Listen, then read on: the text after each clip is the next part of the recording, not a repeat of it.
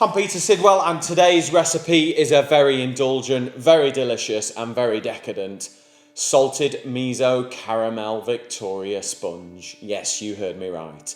It is the most indulgent Victoria sponge.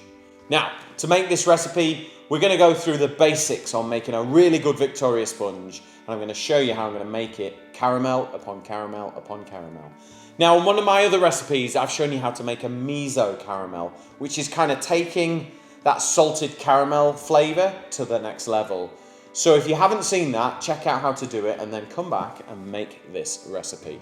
So first thing you need is some softened butter or margarine, depending on which you prefer. I like to use butter, so it's at room temperature, nice and soft, into the bowl. I'm using my TARE Touchless TARE scales. Now, the difference to make this cake is normally you would add caster sugar or white granulated sugar. We're actually going to add 2 different brown sugars to give that lovely treacly molasses type flavour that's consistent all the way through this cake, okay? So we're going to add 200 grams of soft brown sugar and then 50 grams of a dark brown sugar, okay? And that will give us that real caramelly flavour. So beat the 2 ingredients together with a spoon, really get them to incorporate. And the reason why we use softened butter is it allows the butter and the sugar to melt together. And at first when you start mixing it, it'll sound kind of quite scratchy, but actually as you carry on, the sugar starts to dissolve into the butter and you can kind of hear your progress. So once it's creamed together and it's light and fluffy, okay, then we're going to add our eggs. It's important you add eggs at room temperature as well, because the eggs are the elasticity in your recipe, and if they're cold from the fridge, they won't expand, whereas if they're at room temperature, you will get a much better rise and the eggs will hold everything in. So add 1 egg in, beat it in until it's fully incorporated, then add the next one. Do the same again and then add the next one, okay? So it's really important, add your egg, mix, then add your egg, mix. Once all the eggs are fully incorporated, you can sieve your flour in and then carefully fold your flour in to make sure that it's beautifully incorporated and we're not developing the gluten in the cake.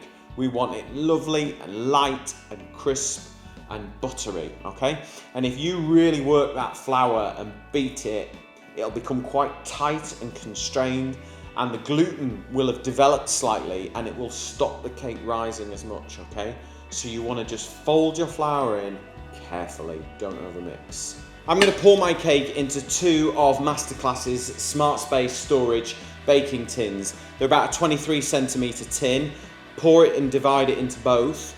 If you don't know how to do it equally, use your scales. Put your tin on the scales, pour it in, and then you do the same with the other one. Then you get a very precise and accurate measurement, which means you'll get a nice even rise on both cakes.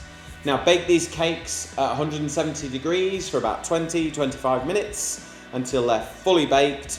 The way to check if they're baked is just carefully press the top of the cake. Now, if it springs straight back, they're cooked. If it doesn't spring back, they need to cook a little bit longer.